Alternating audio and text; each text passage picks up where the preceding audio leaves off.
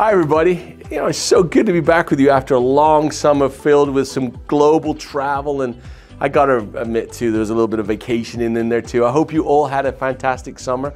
And in fact, let me think about it. Yeah, all your kids are heading back to school and we're all getting back to the grind again, and we're excited about that. When I think back of the summer, I really enjoyed it. It was great to be back on the road again and to be with so many of you, and I'm just so excited about some of the growth that we're seeing currently.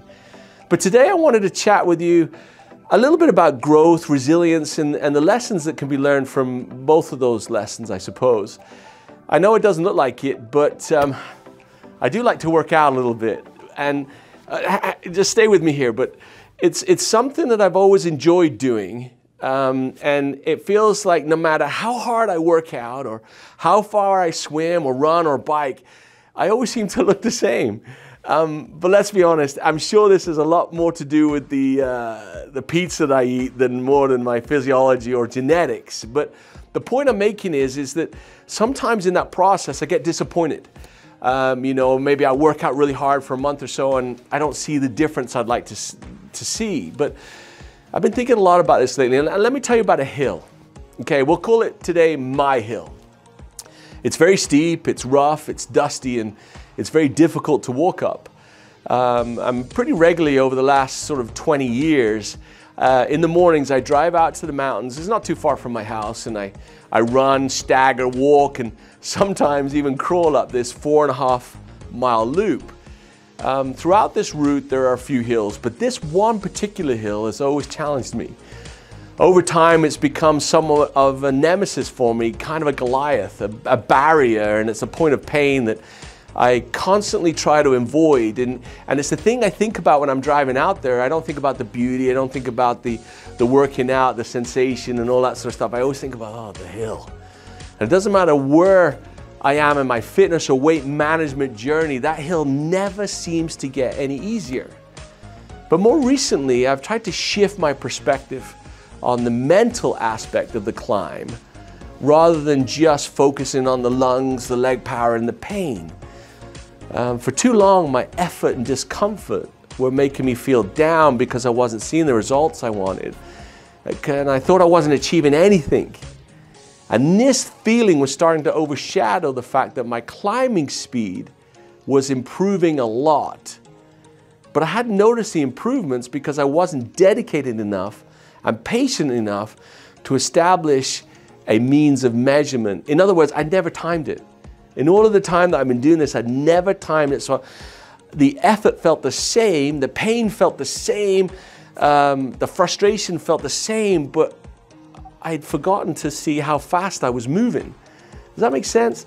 It was only when a friend that I used to walk with recently joined me again, and he really noticed my improvements because he was providing a point of reference for my progress. The effort I put in felt the same, like I said, but the results were very different. Aren't we all a little guilty of this in our lives sometimes? Especially in our forever businesses. We don't put valid and accurate measurements in place, and so we get discouraged. Instead, we often use comparison, which actually distracts us from reaching our goals. In our lives, in our businesses, there are uphill challenges and there are downhill cruisings. When things flow, and there are a lot of boring flat parts too, but we must be careful and honest enough not to be discouraged by the siren call of comparison. Life isn't a series of Instagram posts where we record our best self and present that fraction of a second as if it was the full story. Life is so much more all-encompassing, so much more wonderful than that finite second of that photograph or that story we tell, as if our lives are perfect. I think when you look at the human experience, it's all kind of similar. There are some great, thrilling moments and there are difficult uphill climbs. But there are also a lot of times when we're just moving forward and plowing on. We need to allow these tougher moments to be beautiful, meaningful, and effective. This is when we grow, when we get faster, and when we develop resilience. This is where the lasting success is built. So instead of hating my hill and become intimidated or even trying to avoid it, I changed the way I think about my hill. Now I'm almost grateful for it.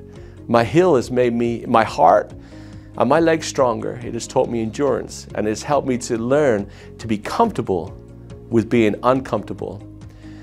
So through 2 small adjustments I have made, my foe became my friend. I established a means of impartial measurement, i.e. I timed it, and I changed my mindset to accept that what was challenging me, it was actually making me stronger. For any challenges you encounter, stay committed to lessons you may be learning along the way, and remember that the reward can come with reaching the top, but sometimes the reward is actually the journey of getting there. Love you all.